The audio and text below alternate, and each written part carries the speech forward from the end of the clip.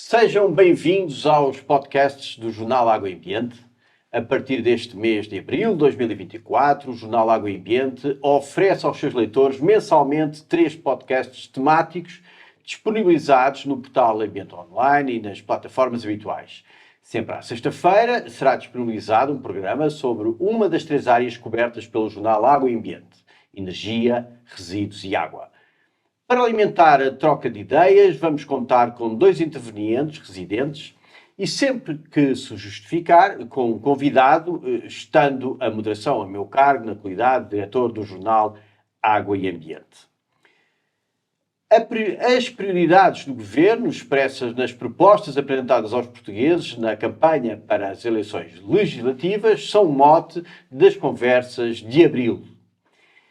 E este é o podcast Água e Ambiente sobre resíduos. Vão acompanhar-me, como residentes, o João Pedro Rodrigues, CEO da GIB Engineering, e Paulo Praça, presidente da Associação para a Gestão de Resíduos, conhecida por ESGRA.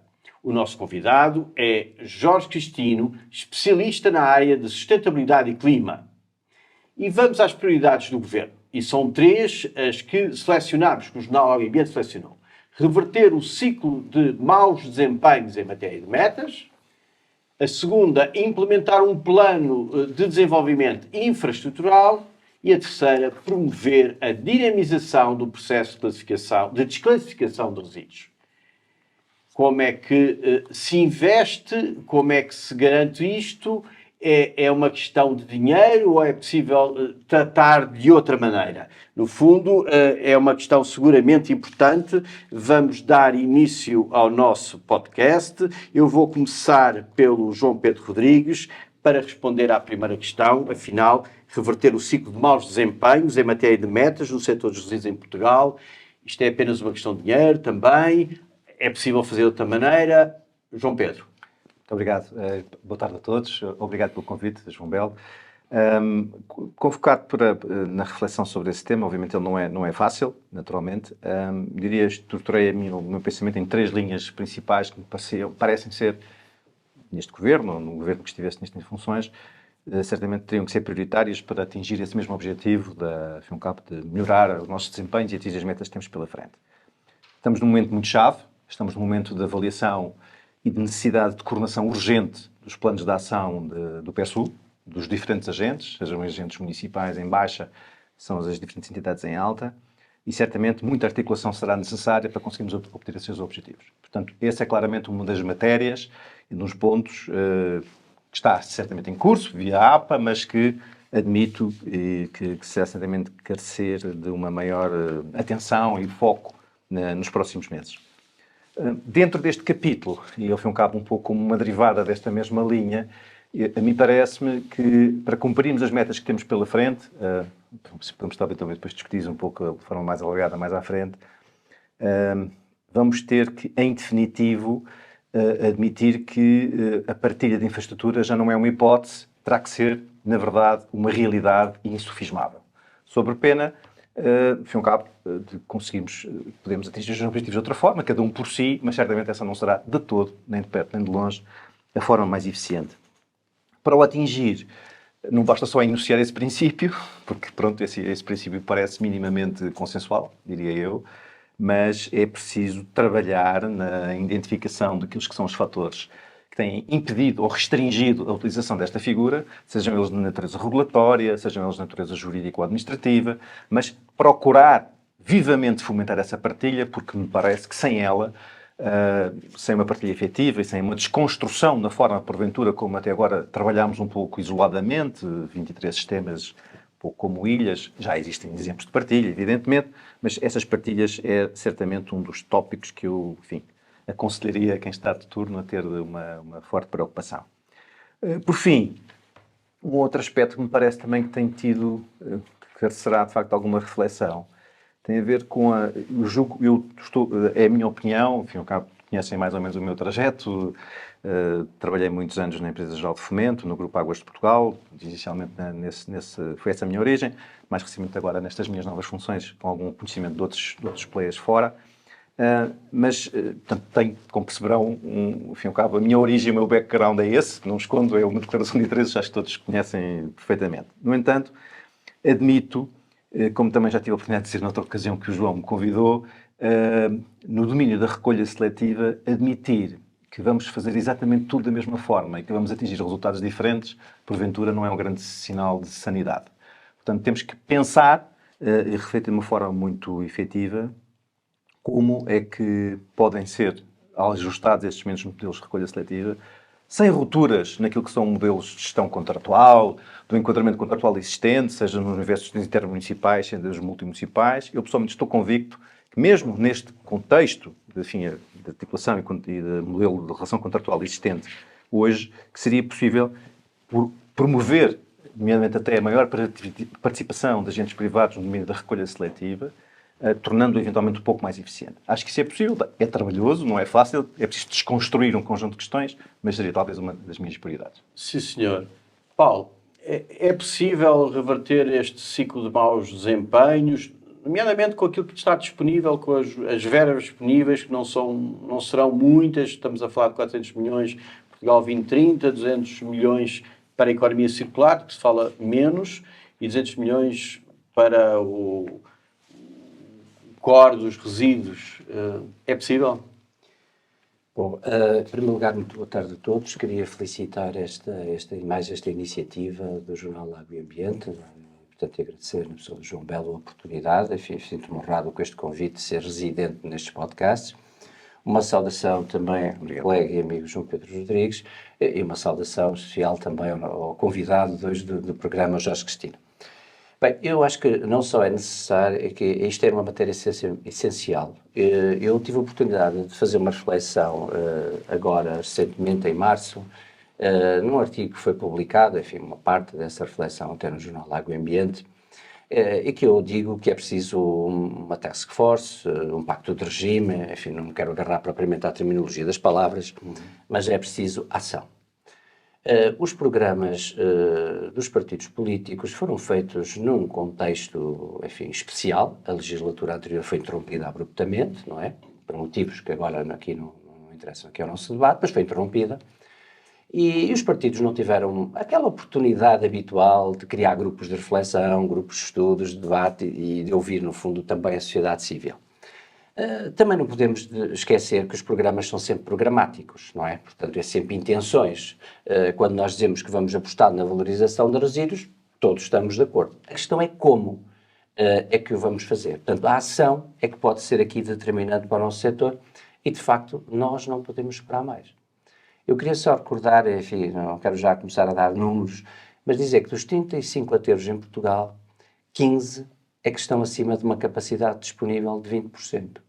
Nós temos aterros com disponibilidades abaixo de 2 dígitos. Ora, isso é extremamente preocupante. Eu acho que durante muito tempo temos andado a adiar as discussões dos temas mais difíceis, centrando-nos nas discussões em torno da recolha seletiva, que é sempre um tema muito agradável, toda a gente está de acordo que é preciso aumentar a recolha seletiva. Lançando o tema dos bioresíduos, estamos em abril e estamos já novamente a acumular atrasos, não é? Nessa matéria. E, portanto, e depois os fins de linha, não é? A questão da fração resto, aterro. Portanto, estes temas que são sensíveis têm vindo a ser adiados. Foram adiados enquanto houve aterro. Não houve assim grande problema no adiamento. A questão é que já não podemos esperar mais. Nós temos regiões do país, o Algarve, por exemplo, que está numa situação crítica. Também verificamos um aspecto muito crítico do ponto de vista do ordenamento do território, que extravasa o nosso setor. Basta ver as notícias, não é? Que vêm no Água e Ambiente e outros órgãos de comunicação, e que ninguém quer receber infraestruturas de resíduos. Ninguém está disponível para acolher um novo aterro, às vezes a própria estação de transferência, ou o que seja. Isso significa que reverter estes resultados, que é um objetivo que era um objetivo e que é um objetivo seguramente do Governo, é impossível? Não é impossível. Aliás, é necessário, é desejável. E isso leva-nos a novas formas de pensar. E o João Pedro já adiantou uma, que é a partilha de infraestruturas. Nós temos que deixar de olhar para o território, cada um para o seu espaço geográfico, e perceber que o sistema do lado, se calhar, tem valências na triagem que pode partilhar com o sistema vizinho, o outro tem valências na recolha de orgânicos e que pode partilhar com o vizinho, e, portanto, temos que pensar também na questão de unidades, nomeadamente de valorização energética, que é sempre um tema do qual não se gosta de falar, que é necessário que se discuta com frontalidade, porque as unidades, salvo erro, estarão a fazer qualquer coisa já com 30 anos de vida, e, portanto, 30 anos de vida é muito tempo, e, portanto, temos que começar a encarar estas matérias. Não esquecendo depois as questões regulamentares, a contratação pública, os licenciamentos, que nos levam uns quantos anos até que as coisas se concretizem. Portanto, temos que avançar já. Muito bem. Jorge Cristina, especialista na área da sustentabilidade e clima, este objetivo, que estava no programa do Governo da Aliança Democrática, que é reverter estes maus resultados, vê como qualquer coisa possível. O Paulo falava da partilha, que parece, diria eu, essencial de infraestruturas, mas vê como algo alcançável por este governo, por este próximo governo? Boa tarde, antes de mais, e permitam-me primeiro agradecer o convite. É efetivamente também uma honra partilhar este espaço com tão ilustres pessoas da área dos resíduos e que, para mim, faça aquilo que tem sido a minha experiência profissional, não sendo propriamente a minha área nativa, tem feito com que tenha, de alguma forma, colaborado e contribuído para este setor, muitas vezes numa lógica que eu também vou trazer aqui, de uma forma fora da caixa, de quem está um bocadinho fora do sistema, e que permite ver de fora alguns destes problemas. Claro, por vezes temos que ouvir pessoas que não estejam no dia-a-dia mergulhado nestes problemas. E, obviamente, felicitar a Água e Ambiente, na pessoa do João Belo, por esta iniciativa que é bastante agradável e muito atual, porque hoje em dia podemos aproveitar muitas horas de viagem para ouvir os podcasts e sermos informados. E partilhar algumas destas discussões. Deixem-me dizer, relativamente à questão das metas, e efetivamente não só é possível, como é extremamente necessário, porque não poderemos continuar a ter este desempenho que temos vindo a ter, tendo em conta aquilo que o Paulo Praça também já disse, que é o facto de termos algumas legislaturas que têm vindo a ser interrompidas, e por isso com as mudanças de titulares das pastas, e depois com a forma diferente da visão depois de cada um deles. Aconteceu mesmo isso, tendo em conta pessoas até da mesma área, do mesmo quadrante político, terem existido alterações do ponto de vista da visão de cada um para este setor, e por isso as prioridades às vezes também se alteram e não permitem um percurso a longo prazo para podermos fazer uma monitorização e uma avaliação daquilo que são as principais estratégias e das principais medidas. Independentemente disso, e não querendo aqui, digamos assim, culpabilizar os decisores políticos ou quem tem a responsabilidade desta área governativa, a verdade é que o próprio país e os próprios sistemas que estão montados no setor dos resíduos não têm conseguido convencer ou, de alguma forma, vencer por si esta inércia, de alguma forma conseguir ter melhores metas e melhores indicadores. Por várias razões, e uma delas, e a principal, acho eu que aponta para o facto de muitas vezes partirmos, em alguns documentos estratégicos no passado, partirem com quadros de análise e de diagnóstico um pouco diferentes do que aquele que vieram a ser constatados posteriormente. E aqui a questão demográfica é essencial. A alteração do território, há pouco o Paulo falou disso, relativamente ao ordenamento do território, que embora não seja propriamente aqui da área, interfere sobremaneira na questão do setor dos resíduos, como no setor da água, porque nós estamos a falar de sistemas da qual obriga a atuar onde estão as pessoas, efetivamente, e por isso a questão, quer da recolha, quer depois do tratamento, é fundamental que esteja coadunada com aquilo que é a evolução demográfica, mas também a própria concentração urbana, digamos assim, das próprias cidades, e isto é importante, mas também, por outro, alguns princípios que são essenciais e basilares. A primeira é o facto de nós termos que ter uma visão holística e aqui uma estratégia colaborativa, como também o João Pedro falou. É fundamental que nós tenhamos esta partilha em termos de recursos. O país não é assim tão grande quanto isso e que não nos permita, nestes 23 temas, não termos esta partilha de recursos. A outra é a questão do planeamento que seja multidisciplinar, ou seja, que nós possamos intercruzar entre várias áreas e entre mesmo os vários, não só os temas, mas entre as várias áreas dos resíduos, de maneira a fazer esse mesmo aproveitamento, porque vemos isto muito como fronteiras e tanques ou quintas relativamente à própria gestão. E a própria gestão integrada em multinível, porque nós funcionamos com municípios, depois funcionamos com sistemas que estão em diferentes regiões, que por sua vez depois também não combinam bem, hoje em dia com a descentralização nas CCDRs também vamos ter esta, não diria dificuldade, mas é o desafio de poder fazer esta coordenação com as próprias regiões e isto é fundamental. Isto são os princípios, certo, os conceitos essenciais que já estiveram e têm estado nestes planos estratégicos para vencermos estes empenhos em termos de metas e indicadores, que é fundamental que possamos progredir.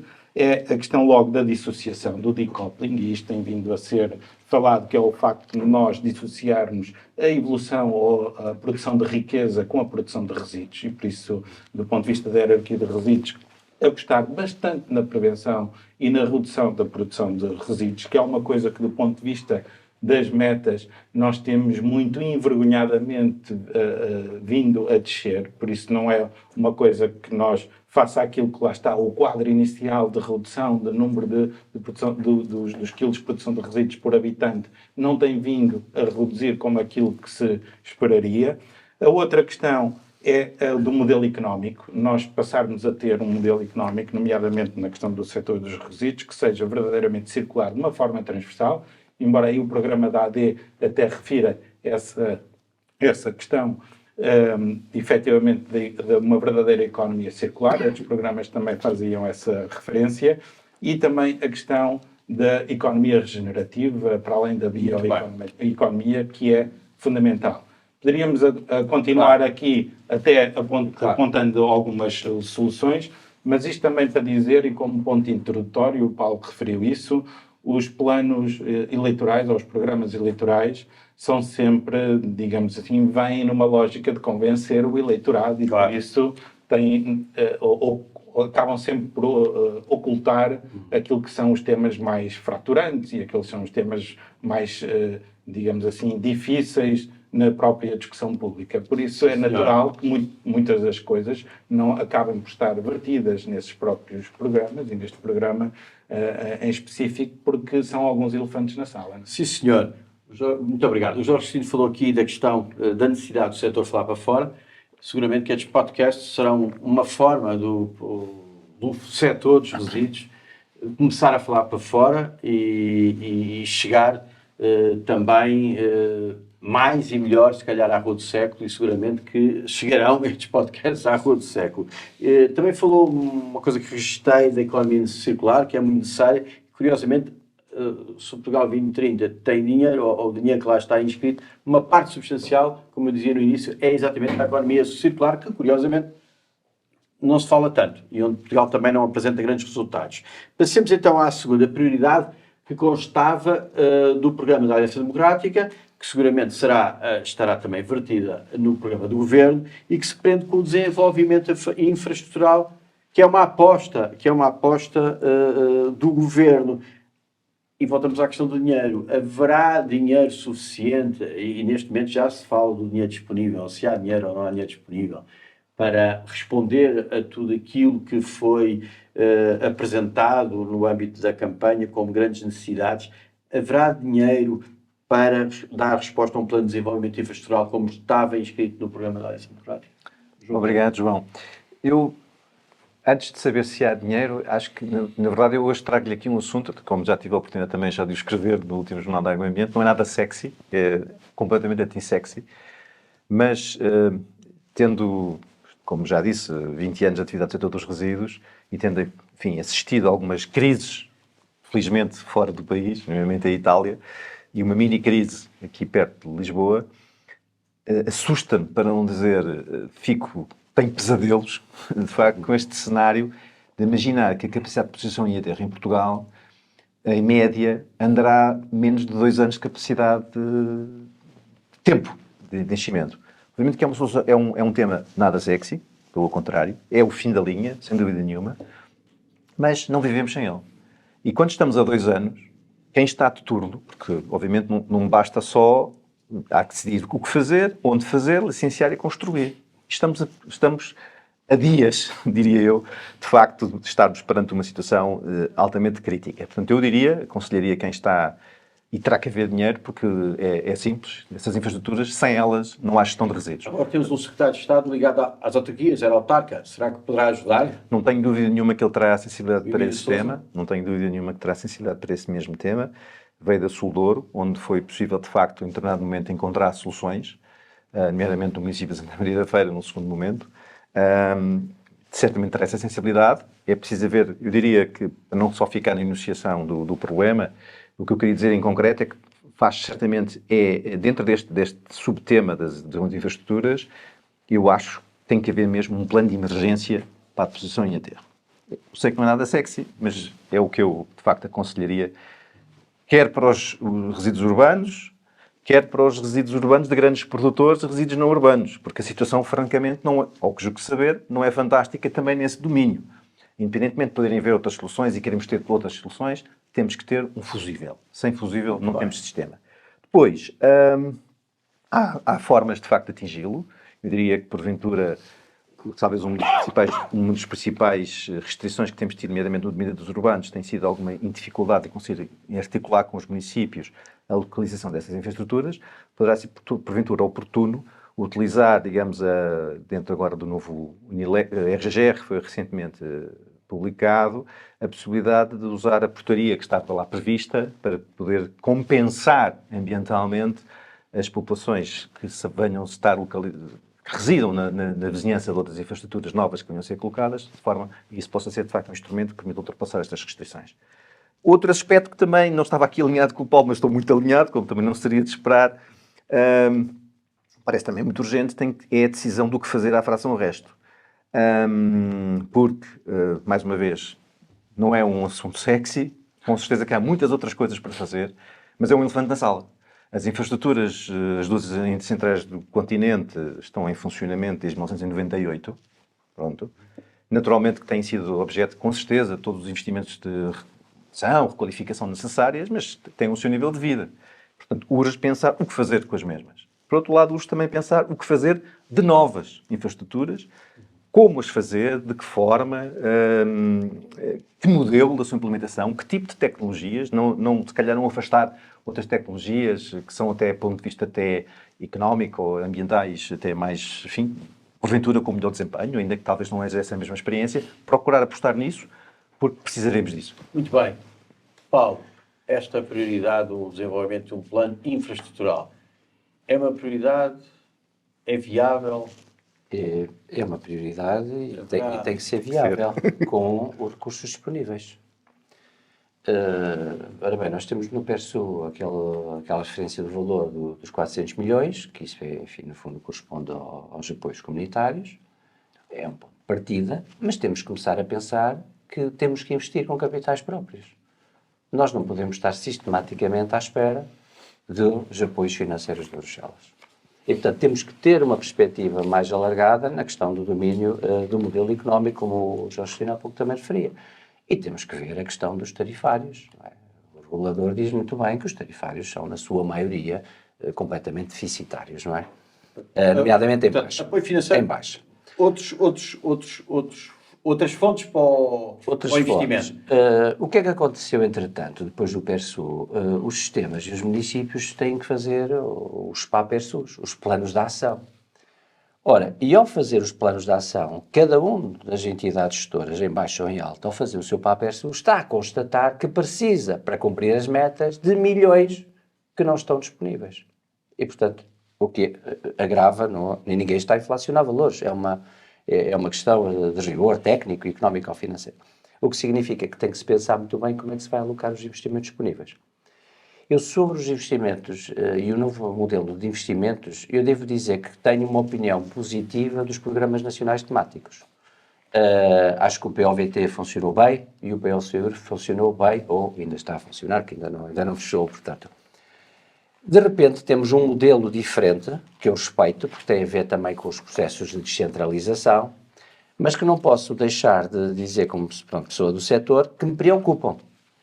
Porque ao nível das CCDRs temos até algumas que nem têm verbas disponíveis, no caso da LVT, mas pronto, o resto das regiões têm verbas disponíveis, e que se fez um exercício de vai-se contratualizar, portanto as CCDRs vão contratualizar com as comunidades intermunicipais. Ora, ao contratualizar, significa que se está a alocar uma determinada verba financeira e que depois, internamente, nas CIMs, se está a fazer uma coisa que normalmente eles designam de FEFISAR, que é distribuir o todo pelas partes. Ora, acho que esse princípio, essa questão não foi devidamente acautelada, porque a partir do momento em que circularam folhas de informação, ainda que documentos de trabalho, em que me criam uma expectativa se eu vou ter 1 milhão e depois já não abdico do 1 milhão, passei a ter mais, mas não abdico menos. E não há uma lógica global, local. Ora bem, preocupação, e vou tentar exemplificar, e desculpem-me aqui o regionalismo da região norte, porque é aquele que eu trabalho e tenho os números mais presentes. Na região norte há 55 milhões de euros para a alta.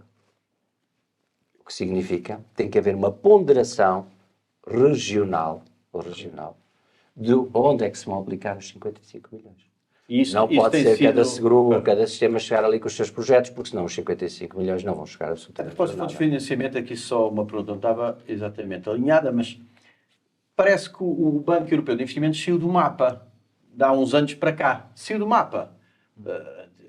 Antigamente era uma fonte de financiamento dos municípios e não só dos municípios. Se calhar pode ser uma solução. Terá que ser. Terá que ser.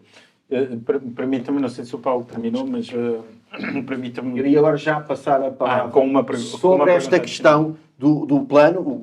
Estas intervenções já citaram aqui. Eu tenho que centrar sempre a conversa, e a conversa neste podcast, o próximo será diferente, será definido, mas este está centrado nas prioridades do programa da Aliança Democrática, que se apresentou ao eleitorado. Três prioridades que nós selecionámos. Esta seleção é nossa, do Jornal Água e Ambiente. Plano de desenvolvimento infraestrutural. É urgente, é necessário. Como é que se financia? É extremamente urgente, tal como a questão das metas que referi, é extremamente necessário nós colocarmos aqui as mãos na obra para conseguir verdadeiramente, literalmente falando, para conseguir fazer com que essas infraestruturas estejam disponíveis a tempo dos limites das infraestruturas atuais, antes de alguma forma, quebrarem ou de entrarem em ruptura. E por isso aquilo que o João Pedro falou, precisamente o facto de termos, em alguns aterros, uma duração limite para 2 anos e que se estima para 2 anos, sendo que algumas dessas infraestruturas, entre projeto, licenciamento, avaliação AIA, etc., vamos demorar quase 3 anos, e por isso eu diria que é necessário um plano Marshall para os resíduos, verdadeiramente. Não só do ponto de vista da questão da capacidade financeira para o investimento, mas também para olhar, como eu dizia, de uma forma holística e de uma forma integrada e colaborativa. É fundamental, até pelo aquilo que o Paulo estava a falar, relativamente ao facto dos os recursos serem escassos financeiros, e olharmos para os diferentes temas ou para as diferentes regiões e ver onde é que vamos apostar estas infraestruturas, que não dá para, de repente, olhar para cada sistema e replicar todas as infraestruturas ou replicar por todas as regiões. E por isso aqui é fundamental olharmos não só para um levantamento das necessidades, fazer a priorização dessas mesmas necessidades, e tendo em conta que vai ser ao longo do tempo que temos que fazer esse mesmo investimento, socorrer àquelas que são as mais urgentes, as mais emergentes, como há pouco estávamos a falar, relativamente quase com uma lógica de emergência médica para socorrer a estas rupturas que temos a ter.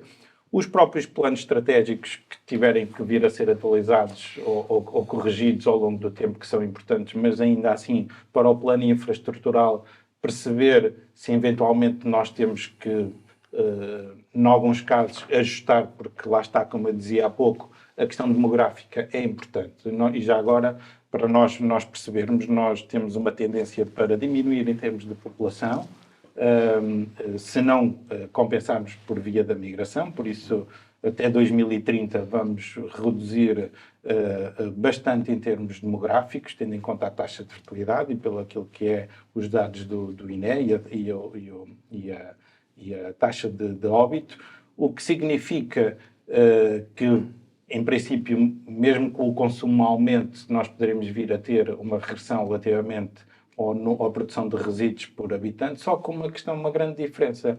A concentração em cidades continua a existir. E estima-se que em 2050 que nós sejamos 7 milhões de pessoas e que 4 milhões e meio estejam a viver nas áreas metropolitanas do Porto e de Lisboa. Isto nós temos que perceber. De hoje para amanhã, as infraestruturas têm que estar a dar resposta, não só nesta lógica de concentração urbana que está a evoluir cada vez mais, nos municípios já à volta dos grandes centros, mas também não deixar de ter os serviços que sejam prestados no interior do país desse ponto de vista. O Paulo fala no seu artigo que escreveu para o Jornal do Meio Ambiente da necessidade de um pacto. É importante, na sua perspectiva, é importante uma convergência também política entre forças políticas para lançar este desenvolvimento infraestrutural, estas infraestruturas que são necessárias? Vê como útil isso? Vejo, até porque nós, há pouco como o Paulo estava a dizer, naquilo que são os princípios basilares e dos conceitos que estão assentes na perspectiva de poder, digamos assim, apresentar as soluções, está toda a gente de acordo desse ponto de vista. E por isso, às vezes é a forma como é que se deve fazer. Quando vamos depois entrar numa malha mais fina e ver onde é que se apostam as fichas, onde é que se aposta o financiamento, aí poderá existir alguma diferença. Mas aí decide quem está no governo no momento. Muito bem. Independentemente. Agora, no geral, naquilo que são os princípios basilares, no facto de termos que ter de investimento nesta matéria, é fundamental. E só dizer uma coisa relativamente também que o Paulo disse, e reforçando a questão da alteração do modelo económico associado também ao setor. As pessoas não têm ideia do custo da recolha e do tratamento de resíduos. Eu já agora, só fazendo aqui um parênteses, para além da passagem, digamos assim, na altura na Secretaria de Estado do Ambiente, e que tive a oportunidade de lidar com estas pastas, tinha estado 10 anos numa autarquia e por isso e com esta área. E deixem-me dizer que as pessoas não têm noção no seu dia-a-dia do custo da recolha e do tratamento. Independentemente de nós depois introduzirmos modelos, nomeadamente nos fluxos específicos, de continuar a apostar na responsabilidade alargada do produtor e conseguir com que estes modelos também sejam financiados com base aumentando a separação e a reciclagem.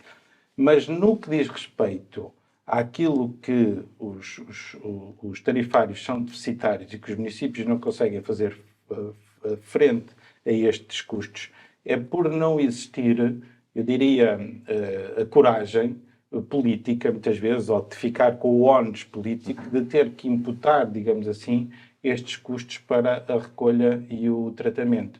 Mas isto vai acabar por acontecer, até porque o RGGR vai introduzir agora essas medidas de deixar de indexar o custo dos resíduos à fatura da água. E quando as pessoas perceberem que, efetivamente, quanto menos resíduos produzirem, quanto mais separarem, menos vão pagar, então aí as pessoas começam a ter, efetivamente, uma noção de que o resíduo que todos os dias deixam à porta de casa e que desaparece por quase magia, efetivamente tem um custo relativamente a isso. Porque o facto de continuar a ter um modelo no qual é imputado e é indexado na fatura da água, que independentemente de quem produz 2 kg por dia, ou 3 kg por dia, ou 1 kg paga literalmente o mesmo, seja um comerciante, uma restauração ou um doméstico, não vamos mudar.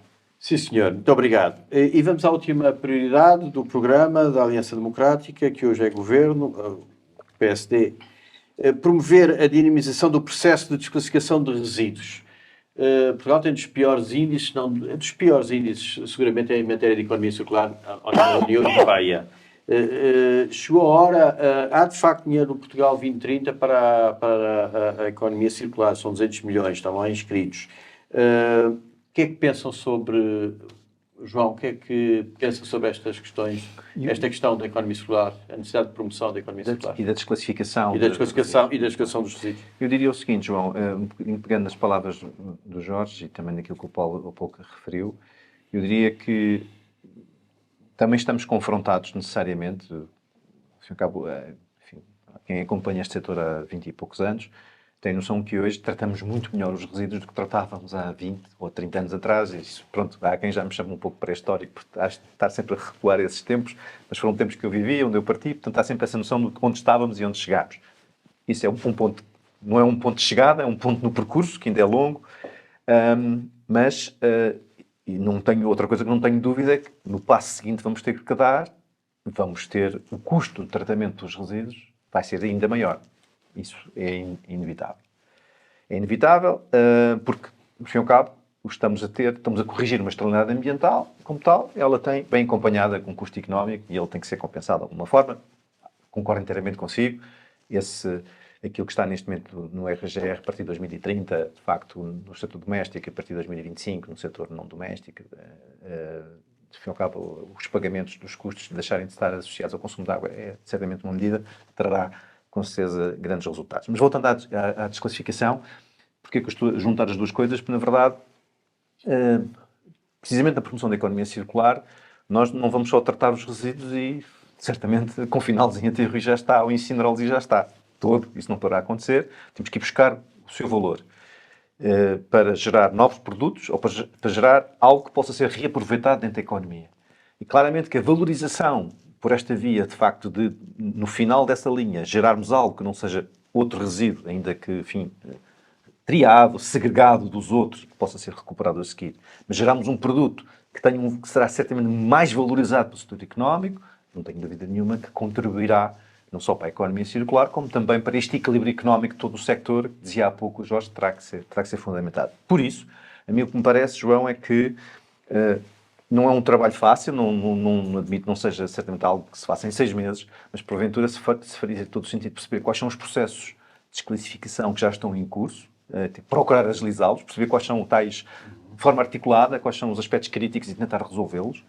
Por outro lado, identificar, precisamente dessa forma holística, como referia, quais são aqueles setores ou produtos ou agentes que devem ser convidados precisamente a promover essa mesma desclassificação, de forma a conseguirmos este mesmo desidrato. Muito bem. Paulo, sobre a mesma questão, o que é que achas? Bom, eu acho que é extremamente importante este processo de desclassificação. Dizer que tem no âmbito do PRR decorrem projetos nessa linha, portanto, projetos que pegam na valorização de plásticos que não têm hoje qualquer aproveitamento para fazer, por exemplo, postos de telecomunicações, como substitutos à madeira e outros materiais.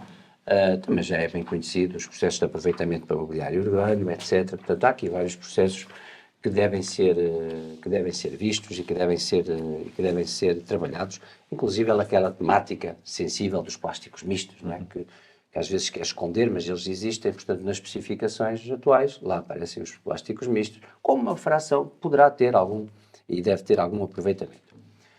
E também, neste tema, há uma questão que queria referir, que apareceu no âmbito do PERSU a tecnologia ou a expressão da reciclagem química, que eu acho que deve ser explorada e trabalhada, mas tendo a certeza que é para um cenário pós-2030.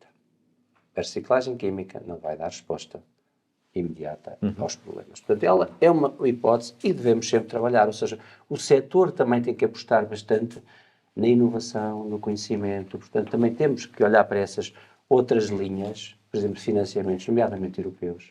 Nós, tradicionalmente, tirando alguns grandes sistemas que participam, nós, tradicionalmente, não participamos de projetos europeus, estamos sempre à espera um bocadinho dos projetos nacionais. Mas também queria dizer aqui uma coisa, mais às vezes do que a desclassificação. Recentemente tenho estado a trabalhar num processo de licenciamento com vários colegas e coloca-se muitas vezes uma coisa, que é as fronteiras. As fronteiras. Vou dar o exemplo de um projeto que eu conheço, não vou dizer nomes, que se estava no âmbito de um projeto REACT a estudar valorização de lamas e que depois se diz que o seguro da área respectiva não tem o seu licenciamento, não é produtor de lamas e, portanto, não pode receber lamas para as tratar num projeto de investigação e desenvolvimento. Nem sequer estamos a falar de tratamento. O que é que eu quero dizer com isto? Temos que olhar para os territórios e criar mais sinergias.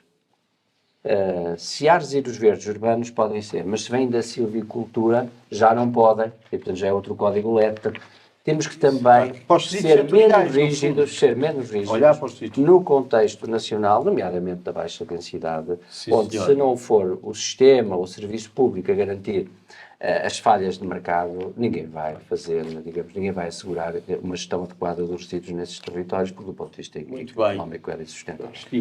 Bem, Explicação de resíduos. sim, esta matéria diz-me muito porque, pronto, nas diferentes funções que também acabo por exercer, utilizamos bastantes resíduos, de alguma forma, para fazer recuperação ambiental de algumas áreas, mas independentemente disso, a desclassificação de resíduos é essencial, tendo em conta que nós estamos a perder recursos. Ou seja, nós acabamos por atirar fora muitos dos produtos que poderiam ser depois valorizados de uma outra forma, mesmo considerando que possam ser resíduos em determinada forma e que depois passam a ser incorporados e podem ser subprodutos ou produtos secundários para diferentes indústrias. E por isso, aqui, esta questão da transversalidade, da multidisciplinaridade nas várias áreas, que tratam, digamos assim, estes vários produtos, tem que ser olhada com bastante atenção e, por isso, a questão do facto de poder ter diferentes atores, olhar para isto e de ver de que forma é que podem ser aproveitados todos esses subprodutos é extremamente importante. Apostar na investigação e desenvolvimento, que é fundamental, por isso há muita coisa que acaba ainda por ser inovadora e que acaba por ser essencial desenvolver, tendo em conta que alguns dos resíduos que hoje não são aproveitados amanhã podem efetivamente ser. E voltando um bocadinho atrás, a questão das infraestruturas aqui que também é fundamental. E porquê? Olhando há pouco na resposta anterior, virámos muito para a questão daquilo que possa ser mais emergente, nomeadamente a questão dos aterros, mas existe bastantes outros investimentos infraestruturais que terão que ser feitos relativamente a esta matéria. Desde logo nas triagens, desde logo também numa nova geração de ecocentros, em que implique centros de reparação, de reutilização, etc., e mesmo de reaproveitamento deste conjunto de produtos que depois possam ser valorizados.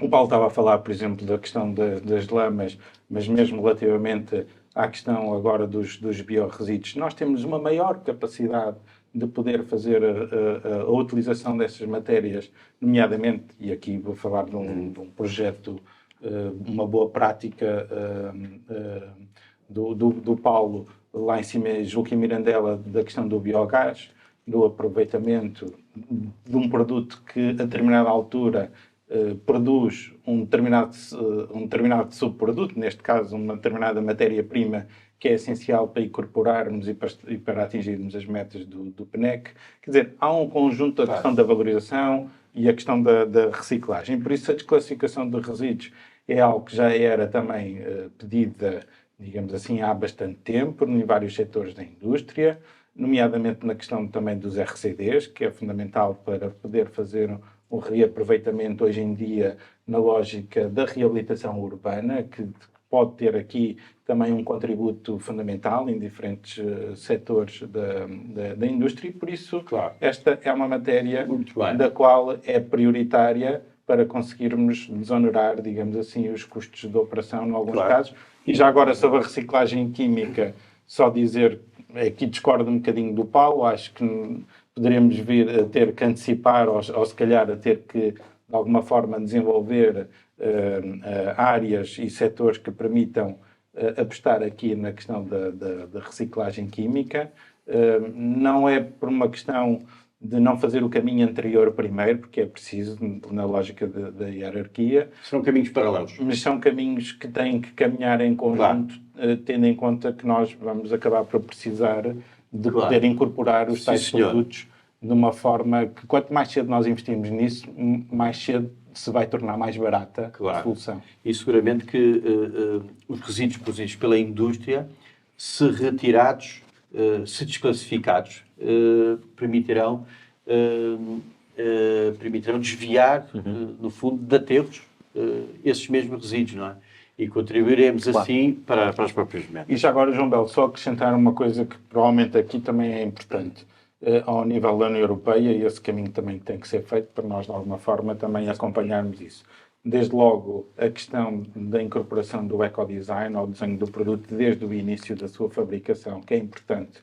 E aqui introduzir a questão do passaporte digital, ou seja, a partir desse momento, nós, a própria desclassificação do resíduo, podemos ter a rastreabilidade na realização do novo produto, de onde é que vem essa mesma matéria-prima secundária. E a própria análise de ciclo de vida do produto em si, em que aqui é fundamental nós percebermos depois, a cada consumidor, quando adquire um determinado produto, perceber Sim, senhor. o seu impacto ambiental. Por acaso era importante saber qual é o peso dos resíduos industriais no cômputo dos resíduos. E nomeadamente aqueles que podiam ser desviados se desclassificados. Mas muito bem, vamos então agora para um segundo momento, em que, no fundo, depois temos falado de 3 prioridades selecionadas pelo Jornal Água e Ambiente, a propósito das prioridades do governo que a Aliança Democrática apresentou. Depois temos falado sobre 3 prioridades que selecionámos. Agora têm a oportunidade de identificar aquilo que para vocês, em 2, 3 minutos o máximo, aquilo que para vocês é mesmo essencial, coincidindo ou não com as prioridades. Já dissemos muitas Já coisas. dissemos essas coisas, provavelmente aquilo que vão dizer é uma repetição, mas tem agora mais tempo, isto é, tem a oportunidade de voltar ao assunto. João, desculpe. Confrontado, eu elegi tudo o que dissemos, acho que é extremamente importante. Não sei se é o mais importante ou o mais importante, talvez os dois primeiros são de facto mesmo, do ponto de vista da urgência. Às vezes as coisas urgentes não são necessariamente as mais importantes, mas é assim a vida. Eu elegi aqui, para matéria de reflexão, uma das linhas programáticas que também é prevista no programa eleitoral da Aliança Democrática, em que se diz, enfim, cumprimento das metas e, simultaneamente, proceder a uma reestruturação com reforço de competências e recursos da CAGER. Portanto, foi uma das medidas que está aqui identificada. Primeira consideração, de, enfim, minha opinião pessoal, eu não sou daqueles que compartilham a ideia que a CAGER, o João Simão Pires, fez um péssimo trabalho. Pelo contrário, acho que o João Simão Pires fez um trabalho quase impossível de se conseguir fazer. Dentro dos recursos que tinha, acho que o país deve, com toda a franqueza, é a minha opinião pessoal. Portanto, sou amigo dele, também faço aqui a minha declaração de interesses, tenho imensa consideração por ele. No entanto, considero de facto que para um regular funcionamento daquilo que são as ferramentas de utilização da responsabilidade agregada do produtor, o seu reforço nas suas diferentes vertentes e a exploração máxima das suas potencialidades, indubitavelmente que a existência de um órgão regulador desses sistemas de responsabilidade agregada do produtor é necessária. Se é um reforço da CAGER ou se é um outro instrumento ao lado, como agora o FEOCAP, o RGGR, agora vem-nos dizer, o NILEX, que é parte dessas competências que são agora assumidas pela ERSAR. Pode ser uma câmara dentro da ERSAR, admito que sim, mas eu diria que não deve ficar confinada estritamente só às embalagens e explico porquê. Já agora, fica a ERSAR e fica a CAGER? Eu, neste caso, o que está previsto é isso. Separado é uma área da... É isso. O que eu diria...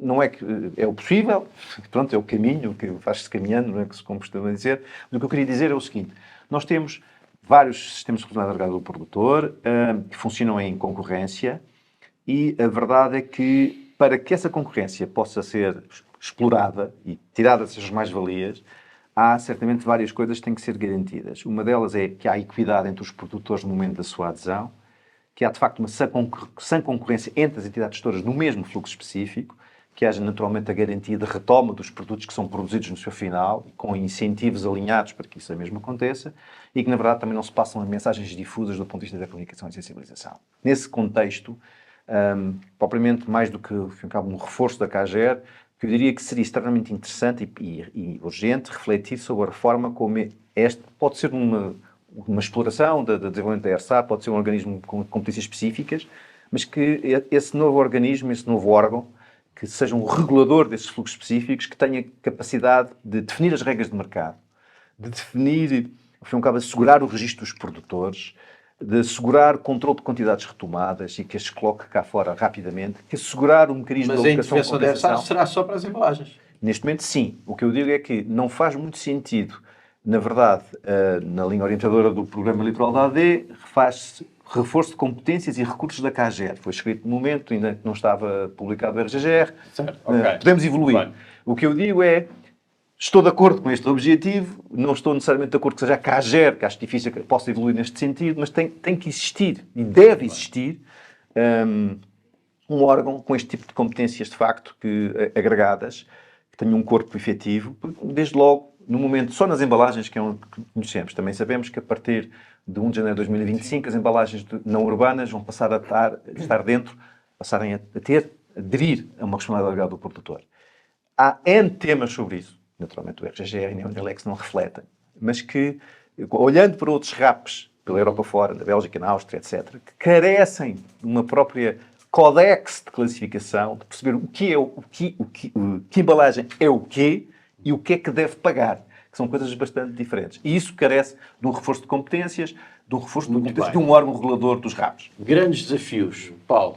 Bom, eu para não repetir, doutor, eu queria aproveitar também já agora e subscrever aquilo que o João Pedro disse em relação à CAGER e as pessoas que estão na CAGER. Acho que é um trabalho notável, de esforço, sem meios. O nosso regulador é um regulador que tem uma alta capacitação e às vezes há aqui uma tendência a achar que se calhar o regulador pode resolver alguns problemas. Acho que devemos pensar bem que o regulador é regulador e não de repente colocar qualquer coisa como regulador que não seja regulação. Portanto, porque de facto é uma entidade com pessoas altamente qualificadas e portanto tem meios. E isso faz-me levar a outro ponto. Eu sou muito defensor da administração pública tradicional e eu acho que é preciso claramente também, a CAGER precisa de reforços, mas a APA precisa de reforços.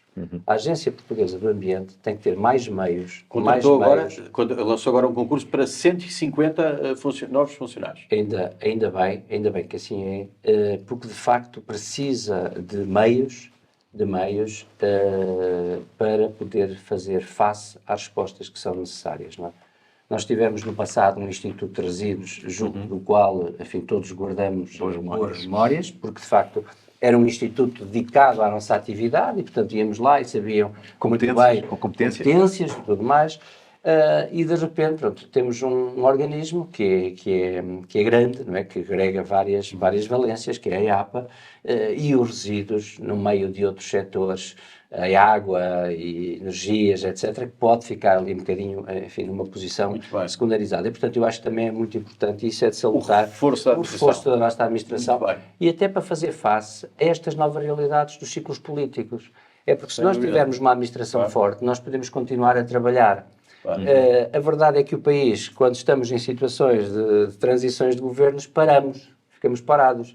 E isso não deve acontecer e, portanto, nós devemos continuar a trabalhar e os governos, enfim, é que vão variando. Portanto, a Agência do Ambiente tem um papel fundamental, deve ter. Por outro, já agora, eu peço desculpa porque isto é alongar, mas há aqui um aspecto que eu queria voltar ao início, que era a questão que o João Belo colocou. Eu acho que a medida, para mim, que eu priorizava era os planos regionais.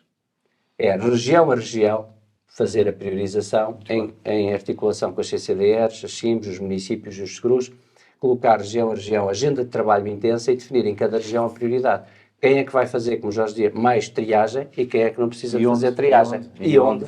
E quem é que precisa de fazer aposta em centrais de valorização orgânica, de gestão anaeróbica, de que forma é que se partilham recursos e também já agora, a propósito do que foi dito sobre o aspecto do biometano, também chamar ao processo de iniciativa privada, nomeadamente os operadores de energia. Isso é fundamental. Se assumisse hoje novamente funções da Rua do Século, o que é que dizia, se não fosse ministro, ao seu ministro, o que é que era mesmo importante fazer? O ministro dizia ele próprio. Bem, este setor que tem merecido extrema atenção tem que continuar a merecer a atenção e para um plano Marshall é preciso uma task force. E por isso eu acho que aqui neste setor, e tendo em conta a evolução que foi feita, nomeadamente que o João Pedro falou, já com o Unilex e com estas competências que transitaram ao fim e ao cabo, para a ERSAR, merece e há espaço ainda assim, diria, para um grupo de trabalho intenso, uma task force, que junte diferentes atores e que olhe com atenção para este grande plano de investimentos que tem que ser feito. E para as novidades que vão surgindo, porque depois há duas questões. Por um lado, é a emergência com que o país corre atrás da questão das metas, mas, por outro lado, ao mesmo tempo, temos a contínua exigência ao nível da União Europeia que vai evoluindo do ponto de vista legislativo, do ponto de vista das diretivas e continuam a colocar pressão à pressão que o país já tem relativamente à questão das metas e do problema infraestrutural desse ponto de vista. E por isso há muitos problemas neste setor no qual é preciso socorrer e isto só é possível com um grupo de trabalho intenso que extravase aquilo que a CAGER tem desenvolvido e já agora a propósito da questão do desempenho, não são as pessoas que estão em causa, é o facto de depois das próprias circunstâncias e a própria regulação e as próprias regras que são depois desenhadas fazem com que muitas vezes os organismos funcionem ou não e neste caso não foi feliz a forma como as coisas foram desenhadas, porque realmente a falta de recursos não levou a que a CAGER tivesse um melhor desempenho, mas independentemente disso, e aqui faço mesmo quase que uma autocrítica, já era tempo de termos corrigido esta matéria, porque a CAGER já sabemos há algum tempo que não tem conseguido fazer frente a esta problemática de análise dos problemas dos resíduos. E acrescentar aqui outras, porque só estou a comentar as que falar. Acrescentar aqui outras que eu acho que precisam de bastante relevância. A questão dos novos fluxos específicos, quer dos têxteis, quer dos resíduos perigosos domésticos, os volumosos. Vamos entrar daqui a meio ano com a necessidade de conseguir fazer a recolha de novos fluxos específicos e por isso ainda há muito caminho para fazer nesta matéria. Dos têxteis que conheço bem, até porque de formação base sou engenheiro têxtil e por isso sei bem da dificuldade que vai ser, não é na recolha, é no tratamento a seguir, porque caso contrário vamos ter armazéns acumulados e acumulados de resíduos têxteis e por isso esta é uma matéria na qual nós devemos preocupar. A nova geração das licenças, e aqui relativamente ao facto de termos um elefante na sala relativamente aos resíduos eletrónicos e elétricos, e por isso tem que haver uma atuação mesmo deste grupo de trabalho nesta matéria, tendo em conta a falta de fiscalização, a enorme economia paralela que existe relativamente a esta matéria, e digo economia paralela pelo facto de haver muita ilegalidade do ponto de vista dos catadores relativamente aos resíduos, consoante eles são disponibilizados nas ruas, e por isso esta questão é importantíssima. A renovação dos ecocentros, que já falei. Um desafio que eu aconselhava, digamos assim, ou que aconselho à tutela, é efetivamente nós conseguirmos, e tendo em conta que agora já temos a porta aberta para esta matéria da dissociação entre a fatura da água e dos resíduos, desenvolvermos um peito nacional. Eu acho que é possível. Tenho desde sempre a ideia e tive na origem do peito em Guimarães, que é um caso de sucesso, e tenho perfeita noção que é possível desenharmos um peito a nível nacional e que haja uma maior justiça entre aquilo que é produzido em termos de resíduos e aquilo que é pago. E a questão dos CDRs e da própria ligação da estratégia nacional do biometano, que é fundamental trazer atores privados para que possam existir investimentos e reaproveitamento desta área para a incorporação na rede nacional de gás.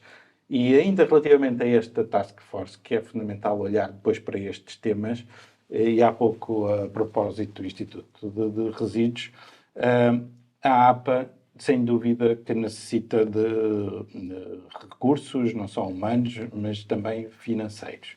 Mas há também aqui espaço para um modelo organizacional que permita olhar para o outro setor, nomeadamente o da água, e replicar na questão dos resíduos, porque nós sabemos que ao longo do tempo algumas competências ficaram cometidas também às CCDRs e há necessidade de conseguir fazer com que estes atores, digamos assim, regionais, municipais, e há pouco quando estava a falar do multinível, não é por acaso, e tem a ver com estes diferentes níveis de governação que temos perante este setor, desde um instituto central, como a APA, a questão das CCDRs, e os municípios, E e as CIMs e os próprios E há quem sistemas. entenda que isso dificulta um pouco a E gestão. dificulta imensa gestão. E por isso tem que haver aqui uma reorganização, um Muito novo bem. modelo de governança relativamente ao setor dos resíduos, que permita olhar para a APA como uma entidade que possa ser não só central, mas que depois possa ter uma atuação também regional nesta Muito matéria. E por isso há que pensar, digamos assim, neste modelo. Muito bem, muito obrigado. Muitos desafios, também muita vontade, muitas ideias, isso é bom. Acho que é mesmo o melhor balanço, é vontade de fazer e transformar. E passamos agora a um espaço muito particular, que são 2 momentos em que vamos, no fundo, nomear a figura do mês e a decisão do mês. Talvez possamos começar pela decisão do mês e passo aqui a bola ao João. Se o João não... Eu sei que é inverter um bocadinho as regras, mas como elas estão associadas, se calhar Força. poupo já o meu espaço de tempo, iniciarei de seguida não só a decisão do mês, como a figura do mês, porque para mim elas estão... É a mesma? Não é a mesma, mas estão ligadas. Ok. A decisão do mês, parece-me inevitável, é a publicação do Decreto-Lei 24/2024, portanto o Decreto-Lei que, ao fim e ao cabo, vem rever o RGGR, vem alterar o UNILEX, o Decreto-Lei dos Aterros e, bem, marginalmente também um pouco o Decreto-Lei do Single Use of Plastics. É claramente um decreto e um regime que todos esperávamos, desde o grupo de trabalho no final de 2021, que teve as suas conclusões em 2022, até agora passou muito tempo. Certamente que ainda não resolvemos tudo e não será perfeito, mas demos um passo muito significativo em frente, desde logo com a fixação daquilo que são as normas de funcionamento do sistema de depósito e retorno, ao fim e ao cabo com uma clarificação muito, na minha opinião, muito positiva daquilo que é o âmbito exclusivo municipal, de intervenção municipal, que estava um pouco, talvez, não muito claro no diploma anterior, com a criação e reforço da TGREG, se calhar tema para outro podcast, a extensão da responsabilidade do produtor com o tratamento indiferenciado dos produtos que são cobertos em RAP, que também está aqui prevista, bem como os novos RAPs. E que agora vai permitir que é uma questão essencial a revisão dos ecovalores, que é essencial para muito bem, esse é outro aspecto essencial. E desse ponto de vista, para mim, essa é a decisão do mês e a figura do mês é, naturalmente, o ex-secretário de Estado do Ambiente, o arquiteto Hugo Pires, saudá-lo e a sua equipa, bem como a APA, mas saudá-lo porque, de facto... Foi prova superada. Não tenho dúvida nenhuma que foi muito do seu esforço e do seu gabinete, e da engenheira Cristina Carvalho, também acho que é justo referir. É muito à custa do seu esforço que tivemos a capacidade de ter estes diplomas publicados, não sendo o alfa e o ômega ou perfeitos, mas claramente demos um passo muito em frente. Foi sofrer até ao fim, mas saiu. Paulo. Bom, isto quase que ia dizer que aqui os eventos combinamos. Combinaram. Mas não é verdade, não é verdade. De facto, acho que é indiscutível que essa foi a decisão do mês. Eu lembro-me quando a legislatura foi interrompida, que estávamos aqui em Lisboa no encontro do setor, à espera até de uma intervenção do Sr. Ministro que foi cancelada, e ficamos todos suspensos porque, de facto, preocupávamos que este pacote legislativo fosse publicado. Houve ali depois em Belém, ali umas interações com a presidência do Conselho de Ministros, mas depois, já das eleições, foi promulgado. E antes feito do que perfeito, como às vezes alguns dizem, de facto, já agora uma crítica ao diploma. É que provavelmente há ali algumas normas que têm que ser pristinadas e não foi feita a publicação. Mas pronto, mas isso depois é uma questão já técnica. Tornar aquele diploma numa leitura fácil, que ele não tem nada fácil. Nunca teve. 100 páginas de 3 regimes. Agora são 3. Ou 3 alterações de 3 regimes. Portanto, é aqui um triplex.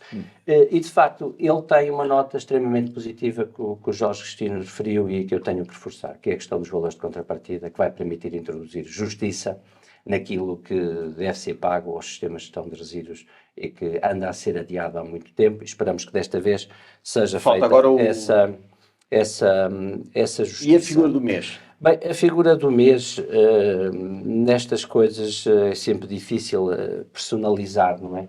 Mas eu a acho ideia é que mesmo essa. toda a equipa... Não, eu então aqui colocava a questão numa perspectiva mais transversal ao Ministério, e para não repetir o que o João Pedro, embora com todo o respeito, eu diria o anterior Ministro Eduardo Cordeiro, que e a sua equipa toda, que introduziram aqui uma importância grande no setor, e que nós estávamos, a ESGRA e outras entidades, estávamos com uma agenda intensa de trabalhos que foi interrompida e estávamos a trabalhar no bom sentido. E também não seria justo da minha parte, se de facto não louvasse o papel da IAPA, e já agora que isto é figuras, dizer o nome da Ana Cristina Carrola, porque de facto foi uma pessoa incansável também para ajudar, juntamente com as pessoas da estrutura do Gabinete do Secretário de Estado, para que as coisas acontecessem. Tem sido sempre. Bem, Jorge, e terminamos. isto é como um jogo de futebol, nós olhamos todos para o mesmo jogo e o jogador é sempre o melhor e escolhemos sempre o mesmo, por isso acho que neste caso deixem-me só efetivamente apresentar ou adicionar aqui algumas justificações. A medida do mês, eu acabei por levantar duas, uma positiva e uma negativa, e sendo sintético, porque a positiva já o João Pedro e o Paulo falaram, e por isso tem claramente a ver com o pacote, os diplomas que foram apresentados, e por isso saudar pelo facto de conseguirmos, digamos assim, nesta altura, esta publicação. E a este respeito, o facto dos PAPERSUS estarem agora também a ser entregues são fundamentais para que depois tenham acesso a financiamentos comunitários, e por isso esta é uma matéria extremamente importante. Se me permite, tenho A figura. a medida negativa também, Ok, muito rápido. muito rápido, que foi o veto de diploma das novas licenças dos CIRVER, que neste caso em particular coloca aqui uma maior pressão, tendo em conta que as próprias licenças estavam a terminar, e nós sabemos bem o que é que teve na base no início do licenciamento de duas unidades, na altura que por ficarem concentradas, acabaram por ficar concentradas no mesmo local, e que era necessário não só abrir a possibilidade de estender a rede e abrir aqui ao mercado para outras estruturas, para além daquelas poderem ser renovadas. Figura. A figura, claramente, o Ministro Eduardo Cordeiro, tendo em conta que personifica toda a equipa de trabalho, o arquiteto Pires, a Ana Cristina Carrola, mas tendo em conta que existiu desde o início uma preocupação genuína com este setor. Sabíamos bem, no início do seu mandato, que nas questões de energia as coisas estavam a correr, a andar. Na questão da água, a seca continua a ser uma preocupação. Na questão do clima também estavam efetivamente bem encaminhadas. Esta questão era uma questão, e o setor dos resíduos era a que trazia mais preocupação, e tendo em conta que foi interrompido o seu mandato, e tendo em conta o percurso, o curto espaço de tempo que teve neste percurso, conseguiu aprovar os principais diplomas estratégicos e publicar os principais diplomas estratégicos que eram necessários até 2030, que trazem estabilidade às organizações para poderem trabalhar. Agora era uma fase de operacionalizar tudo isto, trazer os investimentos que são necessários e pôr-nos mãos à obra para conseguir atingir as metas. As de 2025 não conseguiríamos, mas as de 2030. E foi assim, muito obrigado. Foi assim o nosso primeiro podcast sobre resíduos. Muito obrigado. Muito obrigado ao nosso convidado, desde já, ao Jorge Cristino, especialista na área de sustentabilidade e clima, e aos nossos residentes, João Pedro Rodrigues, CEO da GIP Energy, e Paulo Praça, presidente da Associação para a Gestão de Resíduos, conhecida por ESGRA, e à equipa do Jornal Água e Ambiente. Muito obrigado a todos. Regressamos com um podcast sobre resíduos no mês de maio.